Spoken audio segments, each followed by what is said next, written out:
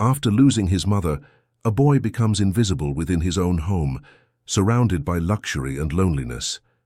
When his father tries to impose a new mother chosen among strangers, the child's pain overflows.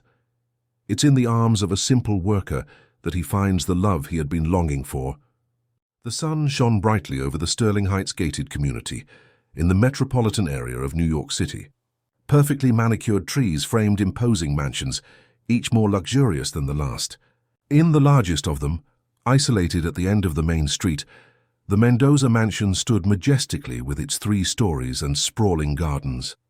From the outside, everything seemed perfect. The mirrored windows reflected the blue sky, the infinity pool shimmered as if inviting a swim, and discreetly positioned security guards ensured that nothing disturbed that private little paradise. But within those high walls, not everything was as perfect as it seemed. Sitting by the pool, a 9-year-old boy stacked colorful pebbles he had collected during his solitary walks around the garden. Rafael Mendoza had carefully cut brown hair, wore a navy blue polo shirt and beige shorts, clothes that the housekeeper Yvonne had chosen, as she did every day since Clarissa, his mother, had left. 2 years had passed since the accident that took away the only person capable of making the enormous mansion feel like a home. Clarissa Mendoza, with her warm smile and vibrant personality, had a gift for filling any room with her presence. When she was gone, she left a void that no one could fill. Especially her husband, Edward Mendoza, owner of one of the largest construction companies in the country and completely unprepared to raise a son alone. "Rafael, your father wants to speak with you in the office."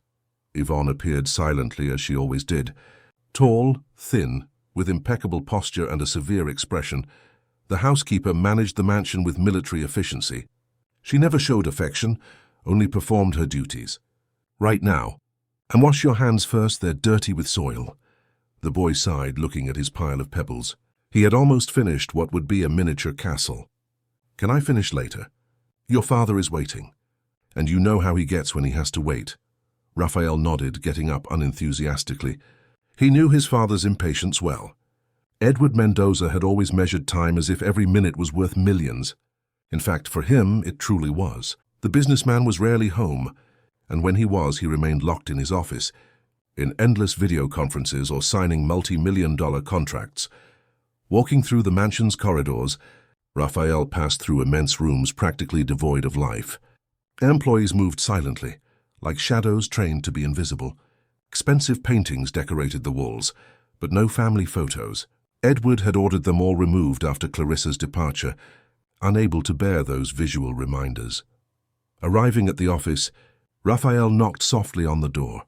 "Come in," the deep, authoritative voice replied from inside. Edward's office was like the man himself, imposing, cold, and meticulously organized.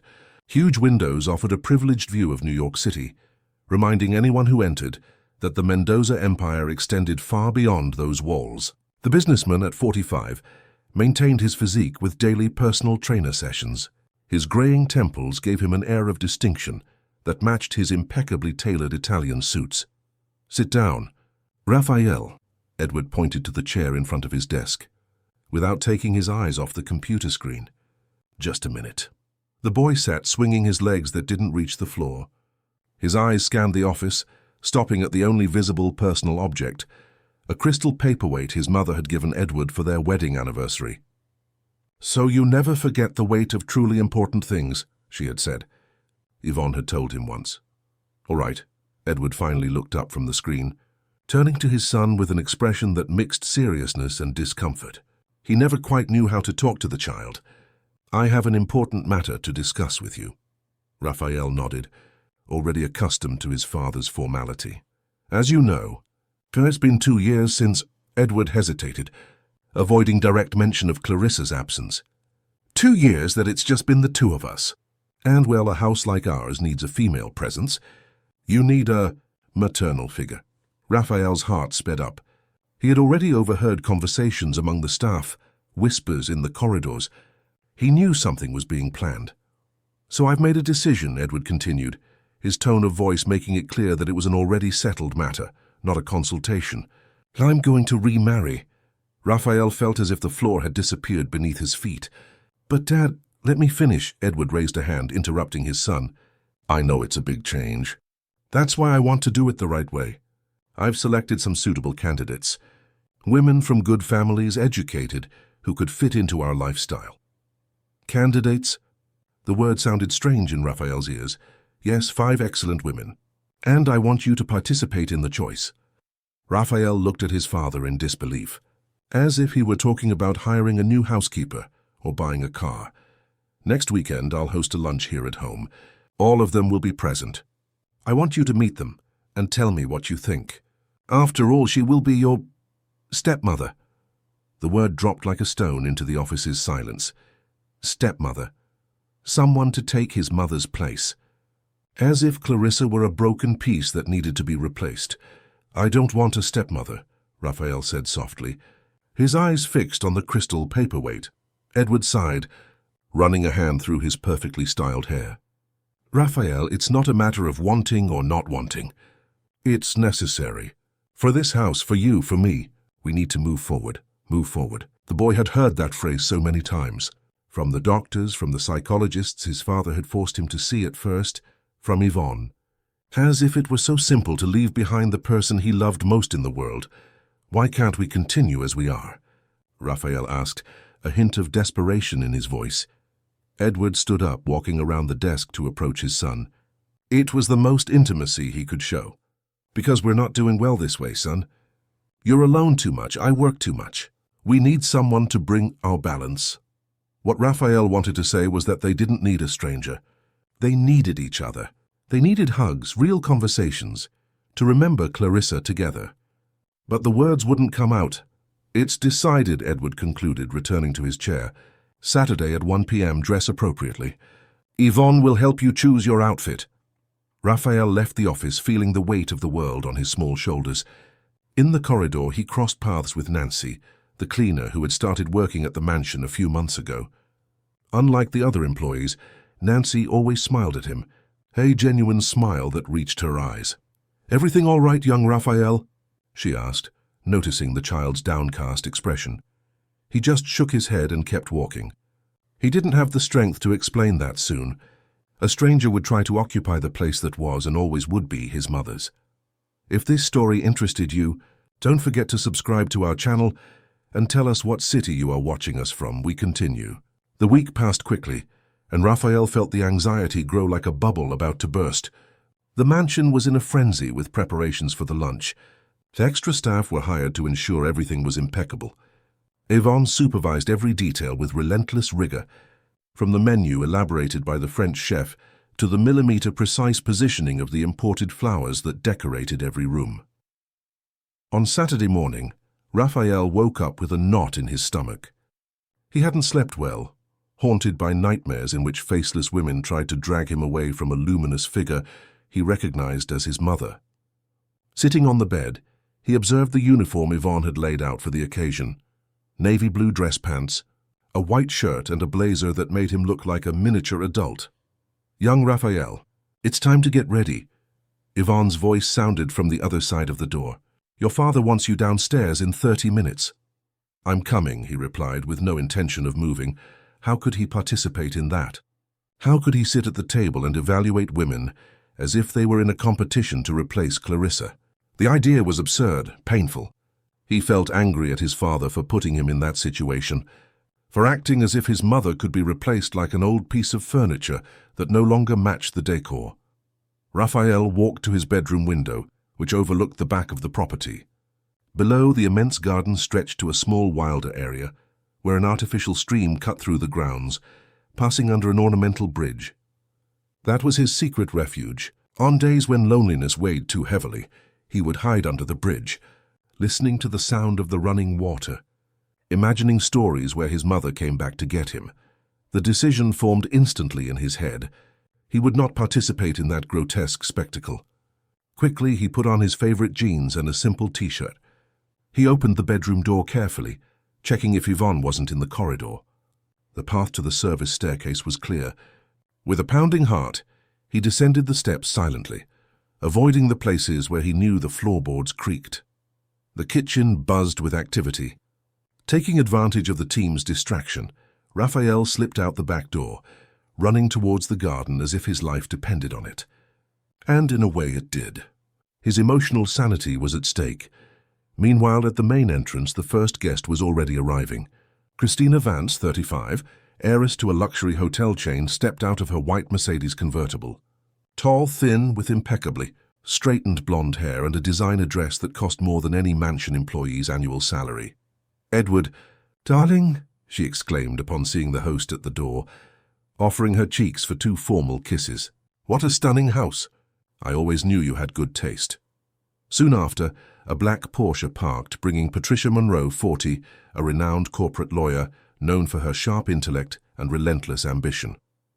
Her black hair was pulled back in a severe bun, and her eyes assessed the property like someone taking inventory of assets. Then, almost simultaneously, Lucy Fisher, 38, a celebrity dermatologist, and Beatrice Geller, 36, an interior designer responsible for decorating the homes of the New York elite, arrived, both impeccably dressed and made up, exuding expensive perfumes and calculated smiles. The last to arrive was Deborah Fraser, 37, a journalist and host of a popular talk show. Her entrance was the most dramatic, with a vibrant red dress and ostentatious jewelry that caught the sunlight. Edward greeted them all with the formality of someone conducting a business meeting. He introduced them to each other, offered champagne, and led them to the conservatory, where cocktails would be served before lunch. His expression was serene, but his eyes constantly scanned the room, looking for Raphael. "Yvonne," he discreetly called the housekeeper when she passed with a tray. "Where is my son?" "He was getting ready, sir." "I'll check." Yvonne went upstairs, maintaining her composure despite growing irritation. The boy was delaying everything, as always. She knocked on the bedroom door, and when there was no answer, she entered. The empty room made her heart race. "Raphael?" she called, checking the adjoining bathroom. Nothing. The clothes she had laid out were untouched on the bed. She descended quickly, trying to maintain discretion, as she searched for the boy through the main rooms. After a few minutes, she approached Edward again, who was talking to Christina about his latest real estate venture in Aspen. "Sir," she interrupted in a low voice, "we need to talk in private." Edward excused himself from the guests and followed Yvonne to a secluded corner. "What happened?" "Raphael has disappeared. He's not in his room or any of the main rooms." Edward's face hardened. "What do you mean, disappeared?" "This house has security guards on every corner. I believe he might have run off to the garden, sir. It wouldn't be the first time. Find him now." The businessman's voice was controlled, but his eyes revealed fury. And without an alarm, "I don't want our guests to notice anything." As the discreet search began across the property, Raphael was exactly where he had planned, hidden under the small ornamental bridge in the furthest part of the garden. He hugged his knees to his chest, feeling tears silently stream down his face. Why didn't his father understand? Why did he insist on replacing his mother as if she were disposable? "Boy, are you there?" The soft voice and unmistakable southern accent made Raphael shrink even further. It was Nancy, the cleaner. How had she found him? "I saw you running this way," she continued, bending down to look under the bridge. "Everyone's looking for you back at the big house." Raphael remained silent, expecting her to leave and report him as all the other employees would. Instead, Nancy sat on the grass near the entrance to his hiding spot. "You know, when I was little back in rural Georgia, I also had a place like this to hide when things got tough. It was a huge jackfruit tree with a hole in its trunk where I'd squeeze in when my daddy drank too much." Her tone was calm, like someone telling a casual story without judgment or haste. Raphael felt curiosity momentarily overcome his despair. "You lived in Georgia?" he asked softly. "I was born in Savannah, home of the biggest 4th of July celebration in the world," she replied with a smile in her voice. "I came to New York 15 years ago, looking for a better life for me and my son, Matthew. He's just a little older than you. He's 14. "You have a son?"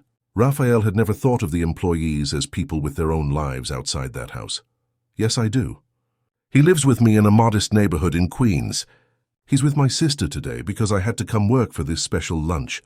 Nancy paused, "which you apparently don't want to attend." Silence returned for a few moments, broken only by the gentle sound of the artificial stream's water. "I know what's happening back at the house," Nancy continued. The staff have been talking about it for days. Your father inviting those women for you to choose a new mother. Raphael felt the tears return. I don't want a new mother. Of course you don't, Nancy replied naturally. No one can replace our mother. No one. The simplicity and honesty of that statement made Raphael slowly emerge from his hiding place. For the first time since Clarissa's departure, someone was saying exactly what he felt, without euphemisms or canned phrases about moving forward.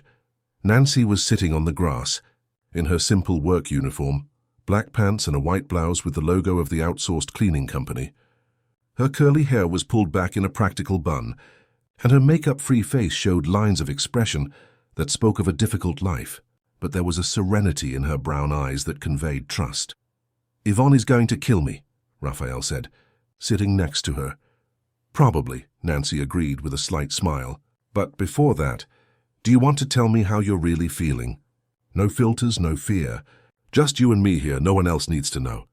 And for the first time in 2 years, Raphael spoke. He talked about how much he missed his mother every day, how the emptiness seemed to grow instead of shrink. He told how his father had become even more distant, how he seemed unable to look him in the eyes for more than a few seconds.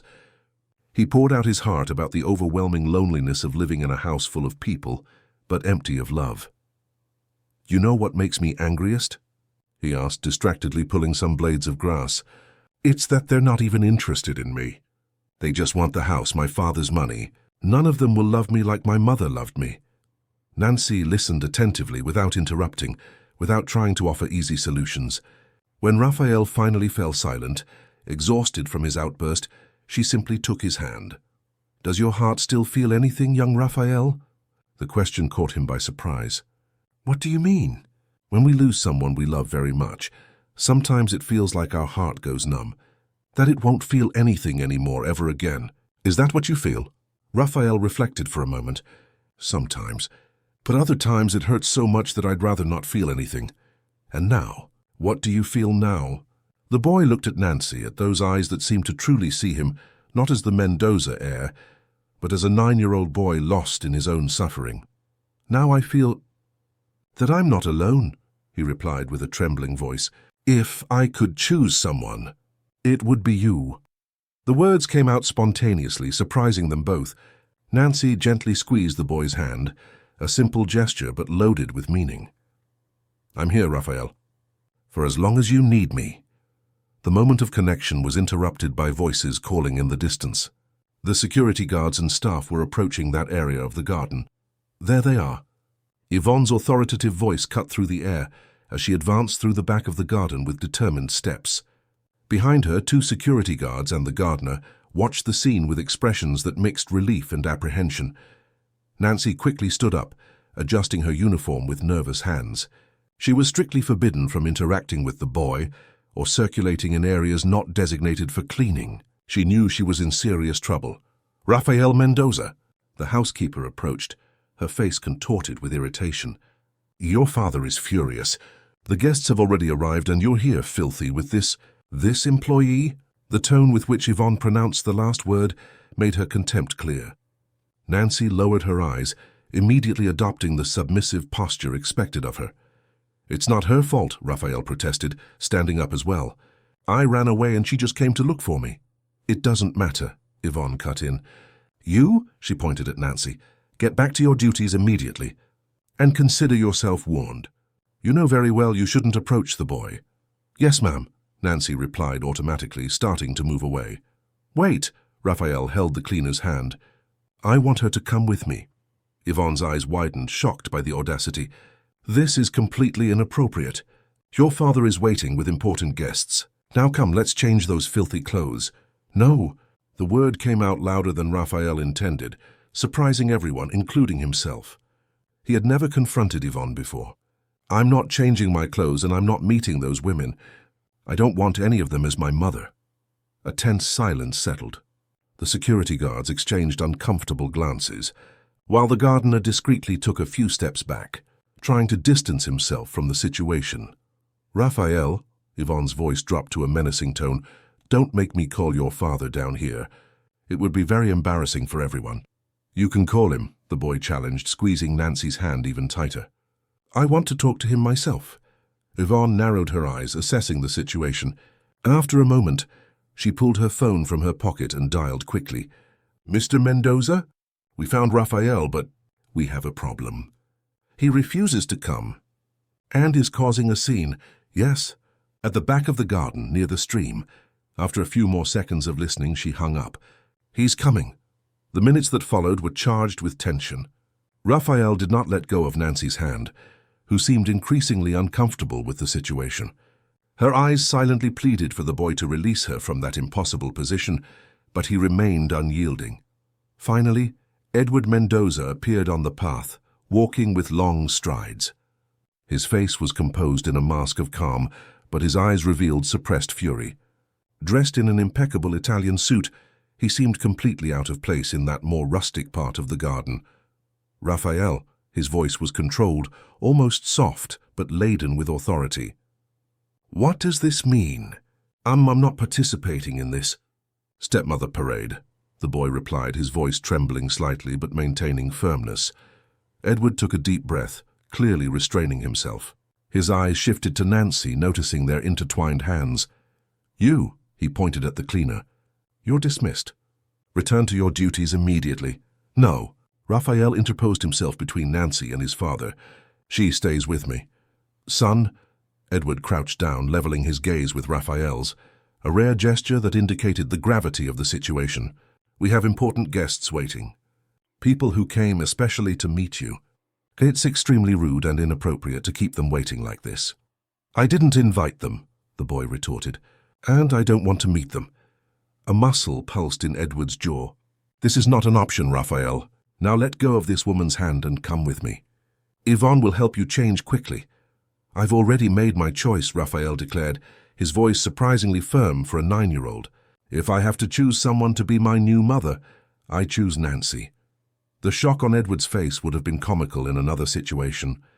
He looked at the cleaner, as if noticing her for the first time. Nancy looked as if she wanted the ground to open up and swallow her. This is ridiculous, Edward recovered, straightening his posture.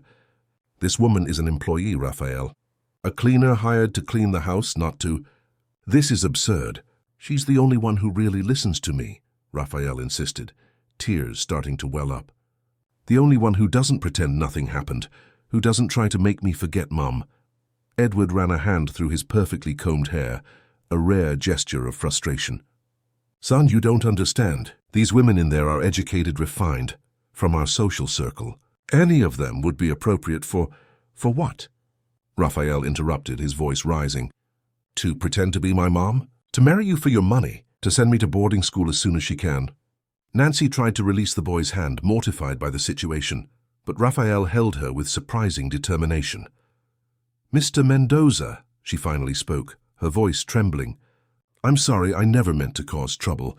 I just came to look for the boy when I realized he had run away to help. Edward assessed her with a cold gaze. How long have you worked here? 3 months, sir. And you've already developed this bond with my son? There was an implicit accusation in his voice. He seemed to need someone to talk to. Nancy swallowed hard. Someone who understood what it's like to lose a mother. Something in the phrase seemed to strike Edward. He hesitated for a moment, a flicker of vulnerability crossing his face before the mask of control returned. This is inappropriate, regardless of intentions, he said finally. Raphael, I'm losing my patience. Come now, or there will be consequences.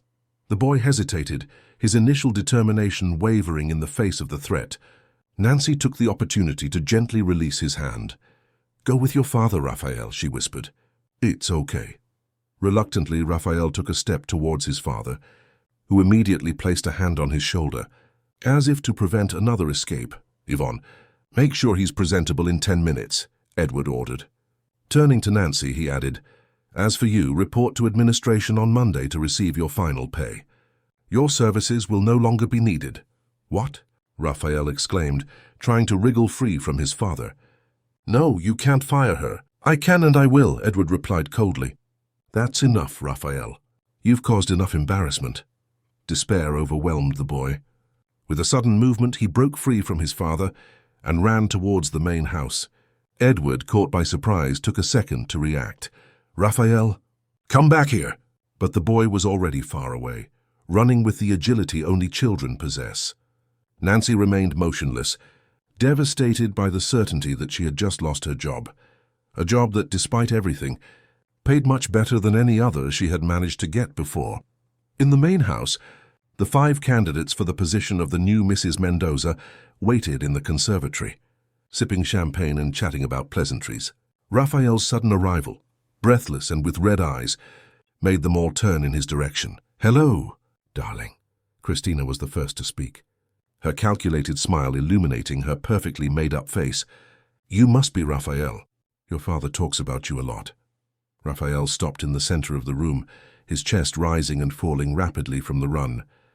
He looked at each of the women, all impeccably dressed, all feigning interest in him. "My father is trying to replace my mother," he declared without preamble. "He wants me to choose one of you." An awkward silence fell over the room. The women exchanged surprised glances, none knowing how to respond to such a direct statement. "Darling," Deborah, the TV host, tried to take control of the situation with her professional tone. "No one is trying to replace your mother. I'm sure she was wonderful and irreplaceable." "Then why are you here?" the boy challenged. "To meet you and your father," Patricia replied with a lawyer's diplomacy, "to see if there's compatibility." Raphael shook his head. "You want my father's money and the mansion. None of you care about me." The expressions of shock and indignation would have been comical in another context. At that moment, Edward entered hurriedly, followed by Yvonne. "Ladies, I apologize for my son's behavior," he began, placing his hands on Raphael's shoulders in a gesture that seemed affectionate, but actually served to restrain him. "He's going through a difficult phase and—" "I've already chosen," Raphael interrupted loudly. "You want me to choose a new mother?" "I've already chosen." "It's Nancy." "Nancy?" Christina repeated, confused. "Who is Nancy?" "The cleaner," the boy replied, turning to face his father. "The only person in this house who listens to me, who truly cares about me. And you just fired her." Edward's face paled with anger and embarrassment. The guests exchanged stunned glances. "A cleaner?" Deborah couldn't hide the disdain in her voice. "This is ridiculous," Beatrice added, placing her champagne glass on the table with a sharp gesture. Raphael felt his whole body trembling, not from fear but from a rage he had never experienced before. "You know nothing about me. None of you asked how I feel, what I like, what I miss about my mom. You only care about the Mendoza name and what it can buy." "Raphael, that's enough." Edward's voice thundered in the room. "I apologize, ladies. Clearly today is not a good day. We can reschedule." "There won't be another day," Lucy declared, standing up and grabbing her purse. "I will not submit to this kind of humiliation, Edward. Your son needs boundaries, not a new mother." One by one, the women began to stand, gathering their belongings, murmuring excuses and justifications for leaving. Edward tried to salvage the situation, but it was too late. The damage was done. When the last guest left, he turned to Raphael, his face contorted with contained fury. "Go to your room now, we'll talk about this later." Raphael felt his body tremble even more, but this time it wasn't anger. It was something physical, uncontrollable. His breathing became difficult, as if an enormous weight was compressing his chest. His vision began to blur, not just from tears, but from something more frightening. He tried to speak, but the words wouldn't come out. His knees gave way. "Raphael!" Edward's cry echoed through the hall as the boy collapsed. For an instant, the businessman was paralyzed, unable to process what was happening. It was Yvonne who reacted first, rushing to support the child. "He's having an anxiety attack," the housekeeper diagnosed, kneeling beside the boy, who was now gasping, his eyes wide with panic. "It's happened before, a few times after Mrs. Mendoza left." Edward awkwardly knelt, his expensive suit stretching uncomfortably. "Raphael, son, breathe. Look at me." But Raphael couldn't focus. The world spun, the air seemed insufficient, and a growing hum filled his ears. He was drowning, even out of water. "We need help," Edward murmured, panic beginning to dominate him too. At that moment, Nancy appeared at the hall door. Disobeying direct orders, she had not returned to her duties nor left the property. "Let me help," she pleaded, approaching quickly and kneeling beside the boy. Without waiting for permission, she took his hands in hers. "Raphael, look at me, only at me." "That's it, darling. Now let's breathe together, slowly. Fill your lungs counting to 4, hold a little, and release counting to 6. Her voice was calm, her southern accent more pronounced in the emotion of the moment. Raphael tried to focus on the familiar face, on the kind eyes that seemed to be the only stable thing in a world falling. Part 1, 2, 3, 4, hold. 1, 2. Now let it out very slowly. 1, 2, 3, 4, 5, 6. Slowly, guided by her steady voice and warm hands holding his, Raphael began to regain control of his breathing. Tears streamed silently down his face, but the trembling gradually subsided. Edward watched helpless as an employee he barely knew managed to do what he, as a father, was incapable of. The realization hurt more than he wanted to admit. "Feeling better?" Nancy asked softly when the boy's breathing normalized. Raphael nodded weakly. "Let's get you to rest a bit, okay?" Gently, she helped Raphael stand up. Edward made a move to carry him, but the boy instinctively recoiled. Leaning more on Nancy, "I'll take him to his room." "If you'll permit me, sir," Nancy offered, her eyes fixed on the floor, avoiding direct confrontation with the man who had just fired her. Edward hesitated, torn between wounded pride and his son's obvious need. "All right," he finally conceded. "Yvonne, accompany them." "Yes, sir," the housekeeper replied, visibly annoyed at being relegated to a secondary role. As they ascended the stairs, Raphael leaning on Nancy, Edward remained in the empty hall, contemplating the remains of the disastrous gathering. Half-full champagne glasses, untouched canapes, expensive flower arrangements that no one had truly noticed. A perfect setting for an event that had been a complete fiasco. In the bedroom, Nancy helped Raphael lie down, while Yvonne remained at the door, observing every movement with suspicion. "I'll prepare some chamomile tea," the housekeeper announced finally. "You," she pointed at Nancy, "stay here until I return. After that, I expect you to follow Mr. Mendoza's orders and leave this house." When Yvonne left, Raphael held Nancy's hand tightly. "Don't go, please." "I can't stay, Raphael," she replied sadly. "Your father fired me, and he's right. I overstepped boundaries. But I need you," the boy insisted, new tears welling up. "You're the only one who understands." Nancy sat on the edge of the bed, gently stroking the boy's hair. "We can't always have what we want, even when it seems fair. Did your mother know that?" Raphael thought for a moment. "She used to say that life isn't always fair, but that wasn't an excuse to give up on doing what's right." "Your mother was a wise woman," Nancy smiled. "I think she'd be proud to see how you're fighting for your feelings." "You think so?" Raphael's eyes sparkled for the first time that day. "I'm sure. But she'd also want you to understand that your father is suffering too, in his own way." Raphael frowned. "He doesn't seem sad, just busy and annoyed." "Sometimes people, especially men, don't know how to show sadness," Nancy explained. "So they turn everything into work, into anger, into control. It's easier than crying." The boy reflected on those words, remembering how his father had changed after his mother's departure. How he started working even more, traveling constantly, avoiding alone time with him. "Even so," Raphael murmured, "he had no right to fire you." "It's his house, his business," Nancy replied simply. "He does what he thinks is best. It's not fair." "No, it's not," she agreed, continuing to stroke his hair. "But I'll be fine. I'll find another job." At that moment, Yvonne returned with a tray containing a steaming cup of tea. "Here, now you can drink this and rest," she said, placing the tray on the nightstand. "And you," she turned to Nancy, "you've stayed long enough. Time to go." Raphael squeezed Nancy's hand, but she gently disentangled herself. "Drink your tea, rest and think about what we talked about, okay?" With a last sad smile, she followed Yvonne out of the room. In the days that followed, Raphael plunged into a deep silence. He refused to eat more than a few bites, didn't respond when spoken to, and spent hours sitting by the pool, stacking pebbles, only to methodically knock them down. It was as if something inside him had broken. Edward, after the lunch fiasco, had buried himself even deeper in work. He spent 3 days practically living at his company's central office, returning home only to sleep for a few hours. When he finally returned for good, he found Yvonne waiting for him at the door with a worried expression. "Sir, we need to talk about Raphael." Edward sighed, dropping his briefcase on the entrance console. "What now?" "He's not well," the housekeeper replied.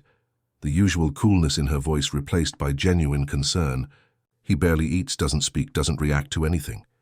The pediatrician came yesterday and spoke about childhood depression. He suggested you consult a specialized psychiatrist. The businessman ran a hand over his face, suddenly looking 10 years older. Where is he? In his usual spot, by the pool. Edward walked to the pool deck, watching his son from a distance, sitting on the edge, his legs dangling in the water. So small, so fragile, carrying an emotional weight no child should bear. "Raphael," he called, approaching slowly. The boy didn't respond, continuing to stack pebbles methodically. Edward sat beside him, maintaining a respectful distance.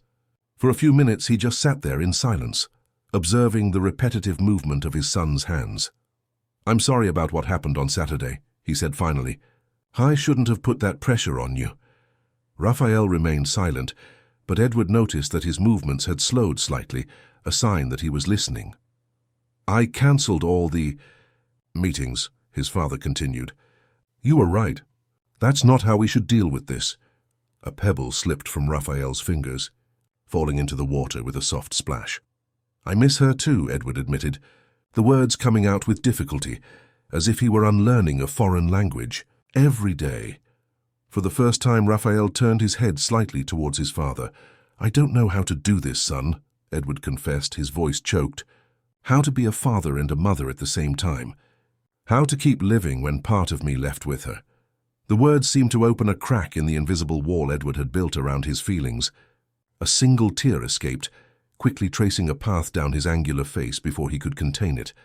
Raphael watched that unprecedented display of vulnerability with astonishment. In 2 years he had never seen his father cry, not even at the funeral. "Why did you fire Nancy?" The boy's voice was hoarse from disuse in recent days. Edward took a deep breath. "Because she overstepped professional boundaries. Because I felt threatened. Because I saw you connecting with her in a way you can no longer connect with me, and that scared me." The honesty of the answer surprised them both. "She listened to me," Raphael explained simply. "Really listened. She didn't pretend nothing had happened. And I don't listen. You don't even look at me properly," the boy replied, turning back to face the water. "It's like it hurts to look at me."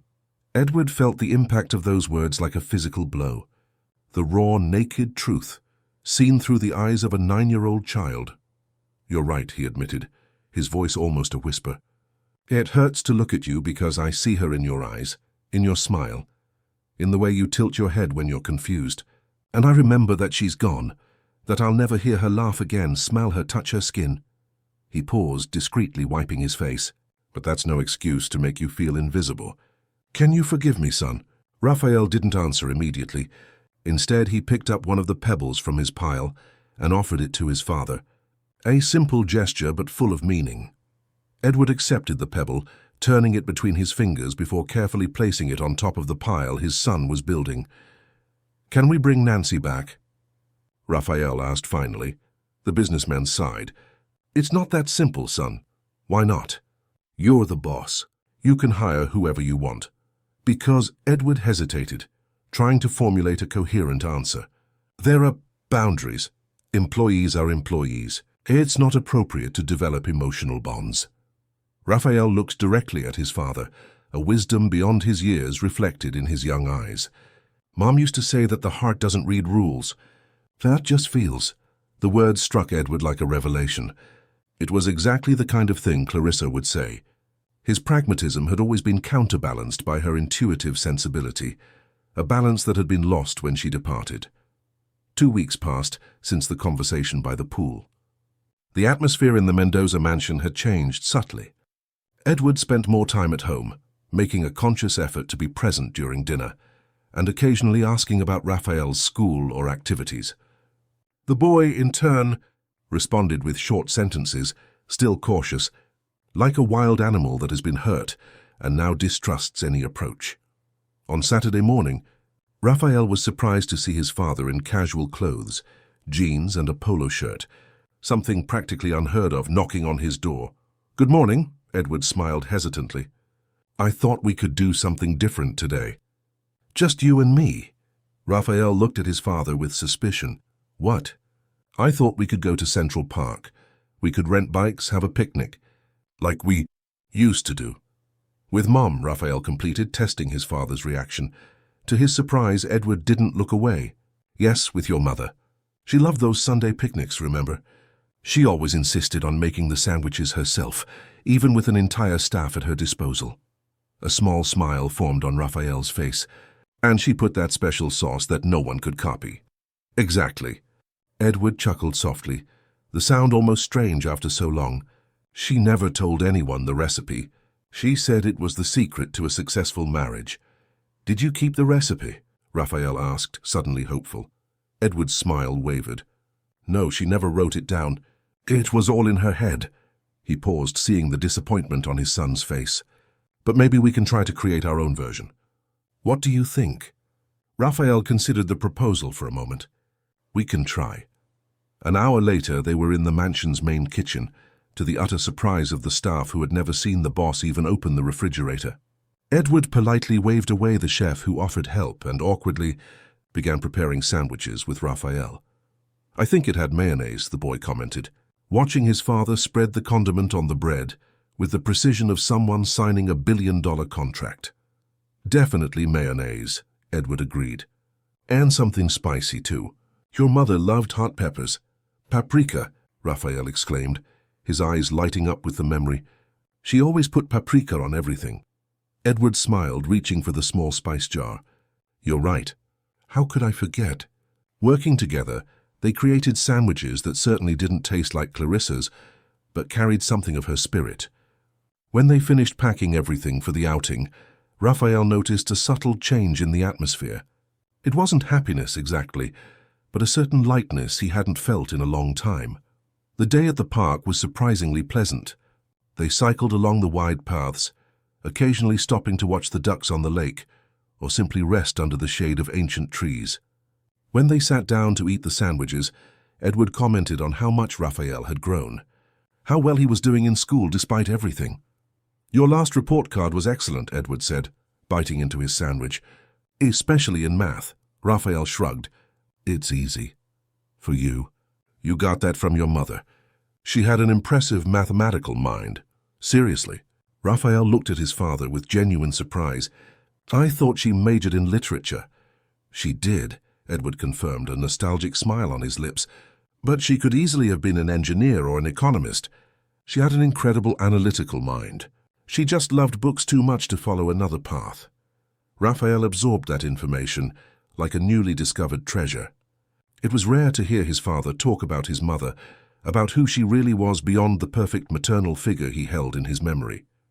Tell me more, he asked, leaning closer. And Edward told him.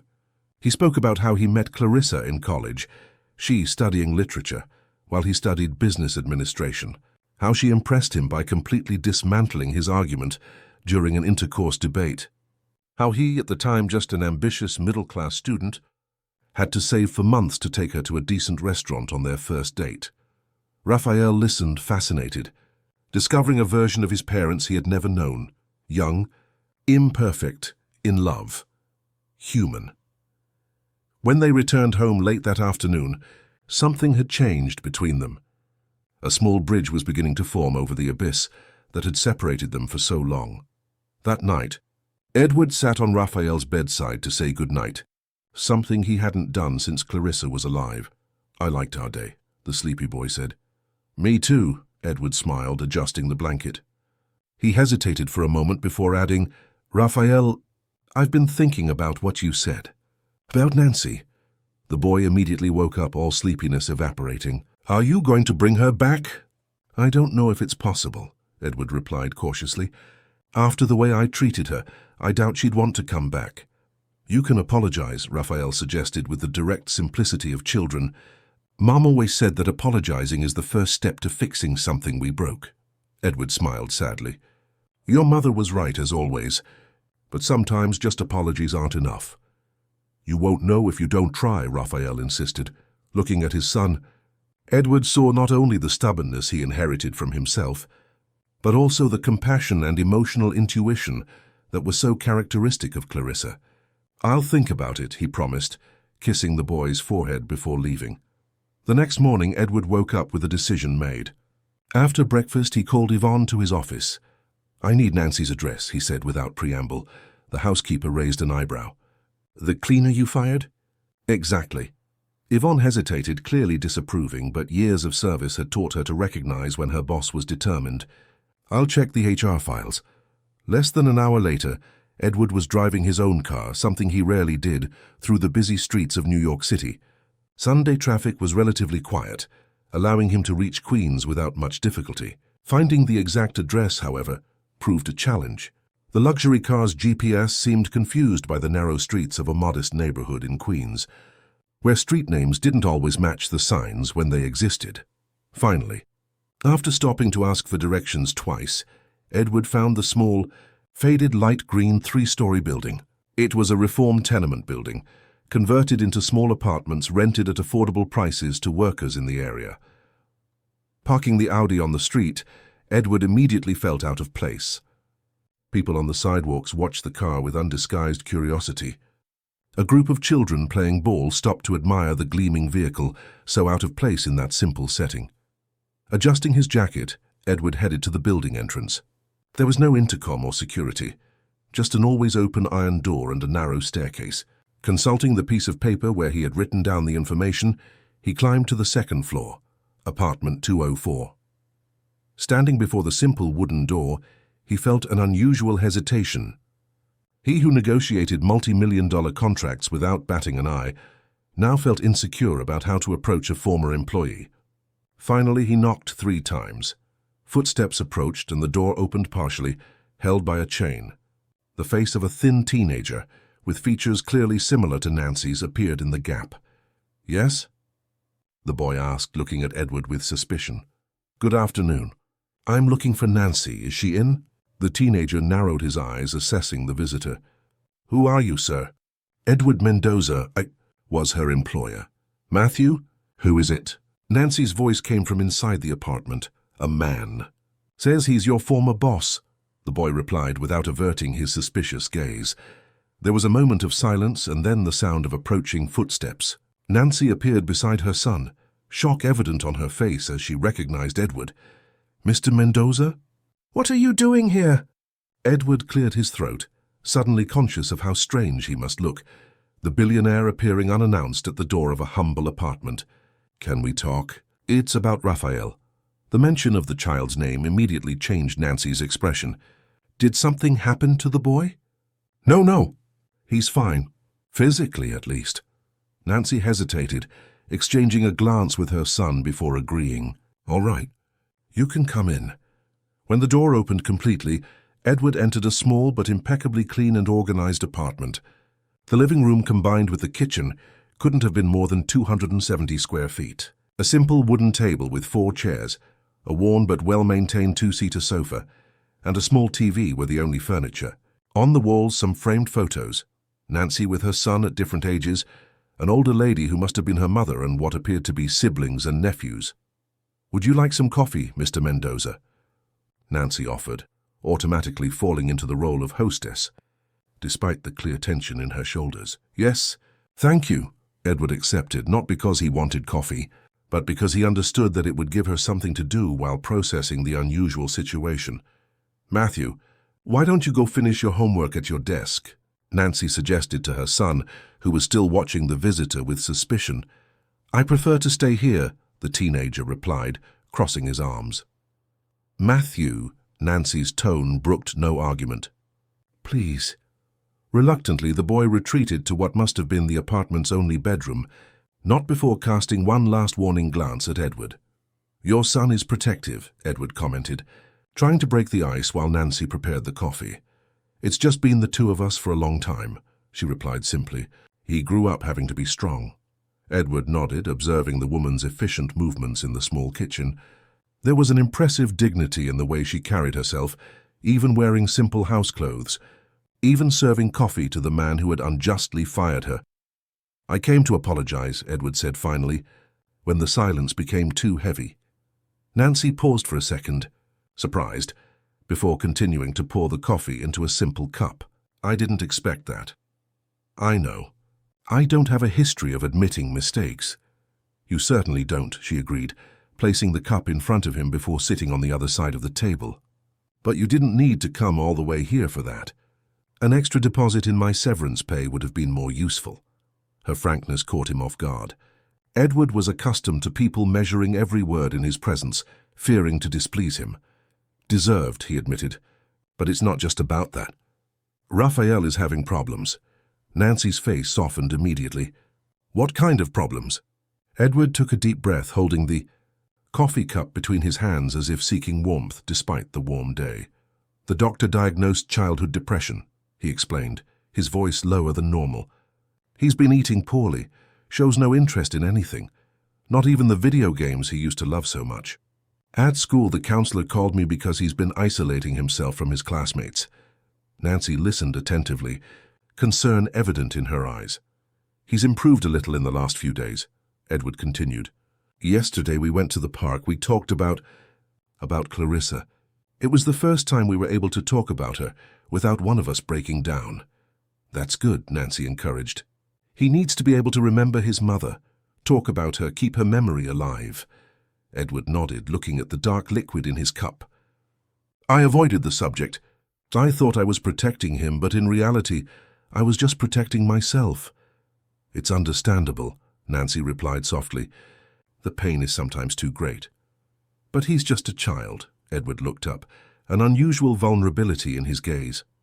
"He shouldn't be carrying this weight alone. And I don't know how to help him completely." "You're trying now, that's already a start." "He asks about you," Edward revealed.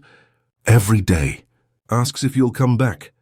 Nancy lowered her gaze, unconsciously fiddling with the saucer of her own cup. "I'm sorry for the attachment that formed. It wasn't my intention to overstep boundaries." "But you did," Edward stated without accusation in his voice, "and now I'm here asking you to come back. Not just as an employee, but as someone Raphael chose, someone he trusts." The silence that followed was heavy, laden with implications. Nancy finally looked up, studying the man in front of her. "Why would I come back? You fired me in front of everyone, humiliated me. Besides, I've already found another job at a medical clinic in Astoria. The salary is lower, but I don't have to worry about forming inappropriate bonds with patients." The irony was not lost on Edward, who accepted the jab with a slight nod. "I'm not asking you to come back as a cleaner. I'm proposing something different. A position as Raphael's companion. Someone who is there for him, who listens to him, who fills the gaps that I evidently cannot fill." Nancy raised her eyebrows, surprised. "You want me to be your 9-year-old son's nanny?" "Not exactly." Edward hesitated, searching for the right words. "More like a mentor, a constant presence. Someone who can give him the kind of attention and understanding he clearly needs." "And how much would you pay for that?" Nancy asked directly. "Triple what you earned as a cleaner," Edward replied without hesitation. "Plus full benefits, including health insurance for you and your son, an educational fund to guarantee his college, and an apartment in the company's building in the Upper West Side. Closer to our house." Nancy's eyes widened at the proposal. It was much more than she had ever dreamed of earning, an opportunity that would completely change her life and Matthew's. "It's a generous offer," she admitted. "But I have one condition, which is, I want respect," Nancy replied firmly. "Not just from you, but from everyone in the house. I will not be treated as a servant by Yvonne or any other employee. If I'm going to help Raphael, I need to have the authority to make decisions for him when necessary." Edward studied her for a moment, impressed by her courage. Many people would accept the offer without blinking, without daring to impose conditions. "Fair," he finally agreed. "Anything else?" Nancy hesitated briefly. "Yes, I want you to be more involved in your son's life. I'm not there to replace you, just to complement. Raphael needs his father, not just me." A slight smile appeared on Edward's lips. "You have courage, Nancy. I like that. When you're a single mother in the outer boroughs, courage is a basic requirement for survival." "Mr. Mendoza." Edward nodded, acknowledging the truth of that statement. "So do we have an agreement?" "I'm not doing this for the money," Nancy clarified. "I'm doing it for Raphael. That boy won my heart in just a few encounters." "He has that power," Edward agreed, a glimmer of paternal pride in his eyes. "He got that from his mother." "When do I start?" "Today, if possible. Raphael will be ecstatic." Nancy turned to the bedroom where her son was. "I need to talk to Matthew first. This affects his life too." "Understandable." Edward stood up. "I can wait in the car." While Edward waited in the vehicle, he observed the movement on the simple street where Nancy lived. Children playing unsupervised, neighbors chatting on the sidewalks, an old woman selling pastries from a makeshift stall. A reality completely different from his own, isolated in his fortified mansion in Sterling Heights.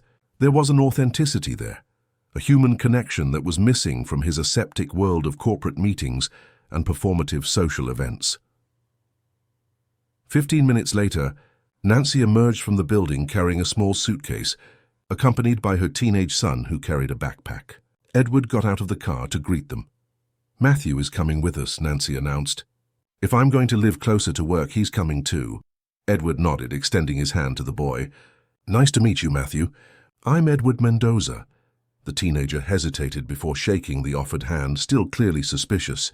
"You're the father of the boy who likes my mom." "I am," Edward confirmed. "And I hope you two get along. Raphael could use the company of an older brother." Matthew's eyes widened slightly at the mention of the word brother, revealing that, despite his defensive posture, the idea intrigued him. During the drive back to Sterling Heights, Edward explained that they would temporarily stay in one of the mansion's guest rooms until the apartment in the Upper West Side was ready for occupancy.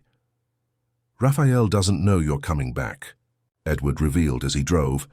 "I want to make it a surprise." Nancy smiled slightly. "Does he like surprises?" "He used to," Edward replied, a touch of sadness in his voice. "Clarissa always organized treasure hunts for his birthday. She would spend weeks planning the clues, hiding them around the house and garden. She seemed like a wonderful woman," Nancy commented softly. "She was," Edward agreed. After a moment of silence, he added, "You know what she would tell me now? That I'm a fool for taking so long to realize what was right in front of me." Upon arriving at the mansion, Edward asked Nancy and Matthew to wait in the library while he fetched Raphael. The boy was in his room drawing distractedly. "Son, I have a surprise for you." Raphael looked up without much enthusiasm. "What? Come to the library and find out." Reluctantly, the boy followed his father through the corridors. When they opened the library door and Raphael saw Nancy, his face instantly transformed. His eyes widened, his mouth opened in shock, and then the most radiant of smiles lit up his face. "Nancy!" he exclaimed, running to hug her with all the strength his small arms allowed. "You came back."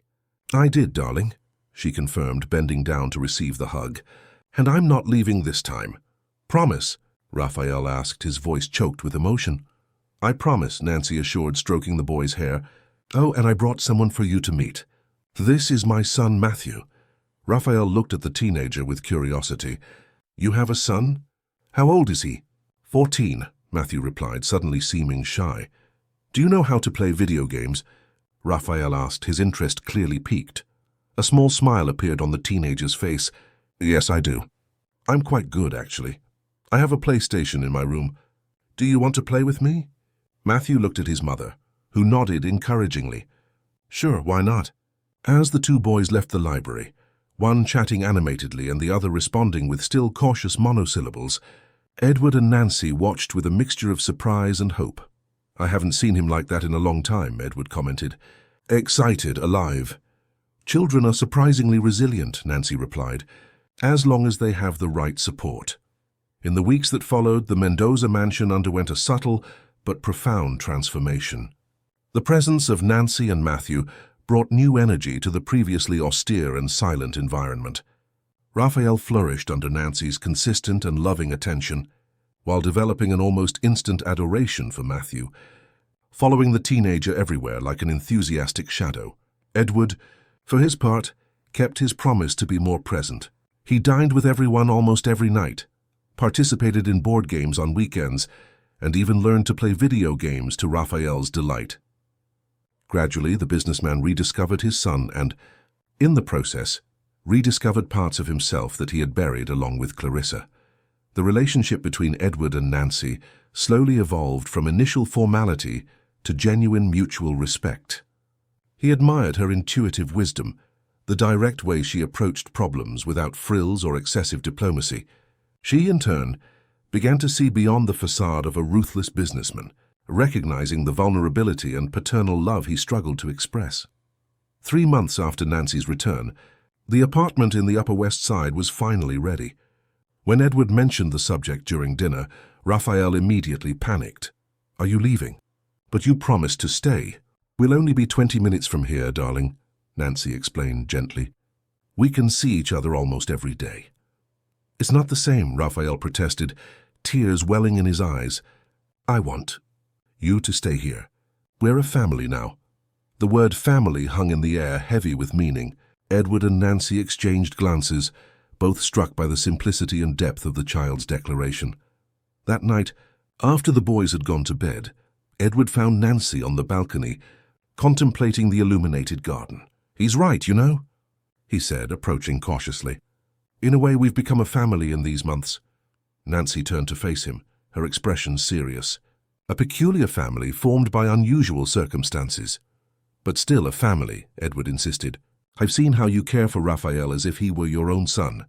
And I've also noticed how Matthew finally feels safe here, more relaxed, more teenage." "He never had this stability before," Nancy admitted. "It was always just the two of us struggling to survive. Now he can just be a boy." Edward took a step forward, closing the distance between them. "And what about you, Nancy? Are you happy here?" The question caught her off guard. Yes, more than I expected to be. Even with Yvonne giving you dirty looks in the corridors," he joked, eliciting a smile from her. "Yvonne is getting better. At least now she calls me by my name, not you or the cleaner." Edward chuckled softly before becoming serious again. "I don't think we need the apartment in the Upper West Side." "What do you mean?" "That you should stay here permanently." Nancy studied his face, trying to understand the implications of those words. "As resident employees?" "No." Edward took a deep breath, gathering courage. "As family, for real." Nancy's eyes widened. "Edward, what are you suggesting?" "I'm suggesting that Raphael was right all along. When he chose you that day under the bridge, he was seeing something that took me months to realize." Taking her hands in his, Edward continued, "I'm not asking you to replace Clarissa. No one ever could. I'm asking you to help me build something new, something different but equally true. Something based not on convenient arrangements or social appearances, but on mutual respect, on understanding, and perhaps in time on love." Nancy stood motionless, emotions crossing her face like clouds on a stormy day. "That's quite a proposal, Mr. Mendoza." "Edward," he corrected softly, "I think we're past the formalities, aren't we?" A small smile formed on her lips. "I need to think, Edward, not just for myself, but for Matthew too. And for Raphael. Any decision affects all of us." "I understand," he nodded. "Take all the time you need." Nancy's answer came a week later, during a picnic at the back of the property, ironically, in the same spot where Raphael had hidden months earlier. As the boys played by the stream, she approached Edward, who was watching them with a tranquil smile. "Yes," she said simply, sitting beside him on the blanket spread on the grass. Edward turned to her, his heart racing. "Yes, yes to staying. Yes to trying. Yes to everything." The smile that illuminated Edward's face was like the sunrise after a long winter night. Without words, he simply took her hand in his, squeezing it gently. 3 months later, a small ceremony was held in that exact same spot. Only a few close friends and family were present, Nancy's siblings and mother, some executives from Edward's company, who had become true friends, Clarissa's parents, who surprisingly supported the union after meeting Nancy and seeing Raphael's transformation. The boy, now 10 years old, was the ring-bearer, carrying the rings with immense pride. Matthew, in a suit for the first time in his life, accompanied his mother with a dignity that tugged at the hearts of all present. When it came time for the vows, Edward looked directly into Nancy's eyes, without papers or prepared speeches. "A year ago I was lost, living half-heartedly, unable to look at my own son because it hurt too much to see in him the reflection of what I had lost. And then you, with your simple honesty and quiet courage, showed us another path, not one of forgetting but of acceptance, not of replacement but of multiplication. The love I felt for Clarissa will always be a part of me, just as she will always be a part of Raphael. But you taught us that the heart has an infinite capacity for expansion, if we allow it. Today I promise to honor not only you, but also the journey that brought us here. I promise to be a partner, friend, confidant, and lover. I promise to remember every day that what we build is neither better nor worse than what existed before. It is simply different, and equally sacred. Silent tears streamed down Nancy's face as she responded, "I never imagined being here." A girl from Savannah, who came to New York with a small son and dreams bigger than reality allowed, now finding not only security and comfort, but something far more precious, a family. I promise to honor your trust, respect your history, and build alongside you a future where Raphael and Matthew can grow up knowing what true love is, the kind that doesn't erase scars, but transforms them into marks of a valuable journey. I promise to be a partner in good days and difficult ones, and to always remember that what we have was chosen, not imposed. It was earned, not presumed, and perhaps that makes it even more special. When the rings were exchanged and the kiss sealed the union, Raphael couldn't contain his joy. He ran to hug them both, followed by Matthew, who tried to maintain a pose of indifferent teenager, but whose emotion was visible in his tear-filled eyes. In that collective embrace, under the same sky that had witnessed so much pain and now witnessed so much hope, a new family configuration was officially born. Not perfect, not conventional, but profoundly authentic. A family built not on social expectations or conveniences, but on conscious choices, mutual respect, and above all, genuine love. Dear listeners, we hope that the journey of Raphael, Edward, and Nancy has touched your hearts. To continue this emotional experience, we have prepared a special playlist with equally engaging stories about unconventional families and second chances. Find it here by clicking on your left. If this narrative resonated with you, be sure to subscribe to our channel and like this video. Every day we bring new stories that explore the complexities of human relationships and the beauty of new beginnings. Share in the comments if you have ever witnessed or experienced a love story that was born from unexpected circumstances. We look forward to reading your accounts.